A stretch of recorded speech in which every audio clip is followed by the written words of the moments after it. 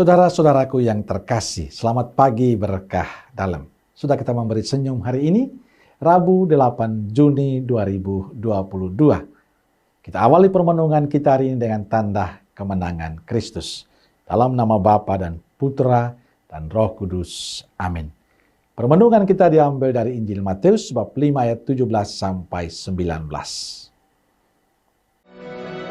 Janganlah kamu menyangka bahwa aku datang untuk meniadakan hukum Taurat atau kitab para nabi. Aku datang bukan untuk meniadakannya, melainkan untuk menggenapinya.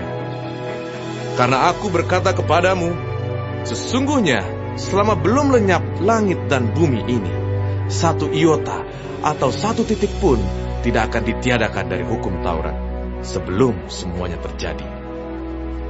Karena itu, siapa yang meniadakan salah satu perintah hukum Taurat, sekalipun yang paling kecil, dan mengajarkannya demikian kepada orang lain, ia akan menduduki tempat yang paling rendah di dalam kerajaan sorga.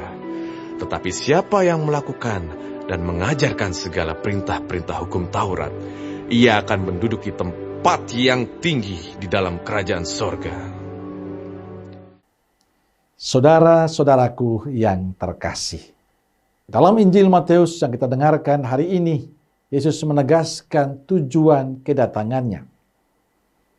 Ia mengatakan kedatangannya bukan untuk meniadakan hukum Taurat dan kitab para nabi, melainkan untuk menggenapinya.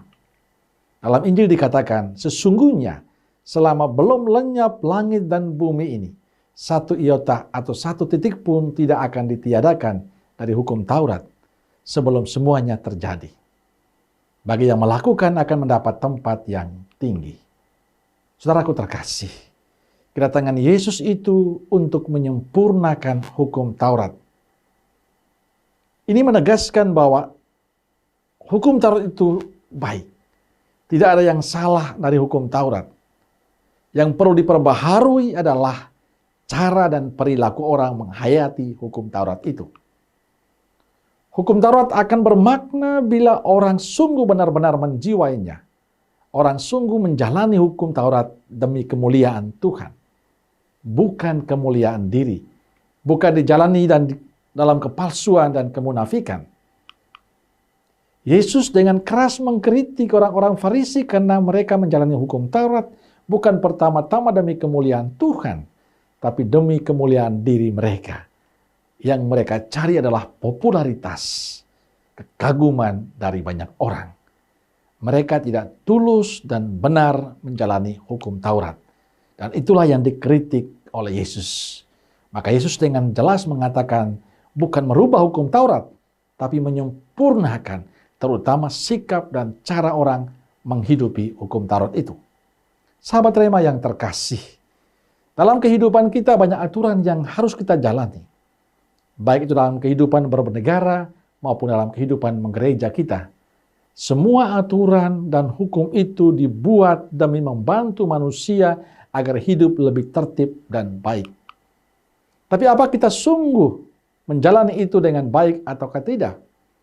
Apakah sebagai warga negara kita sudah menjalani sebagai warga negara dengan baik ataukah tidak?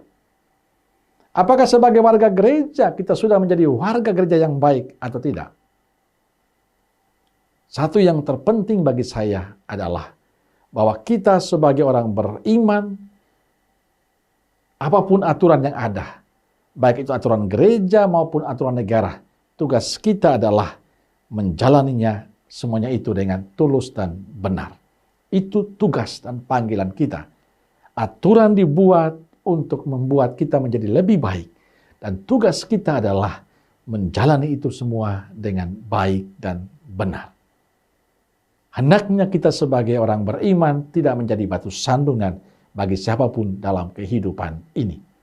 Baik dalam kehidupan bernegara, di mana kita tinggal bersama masyarakat lain, tapi juga kehidupan dalam menggereja. Semoga kita menjadi orang-orang yang pantas di hadapan Tuhan dan sesama. Amin.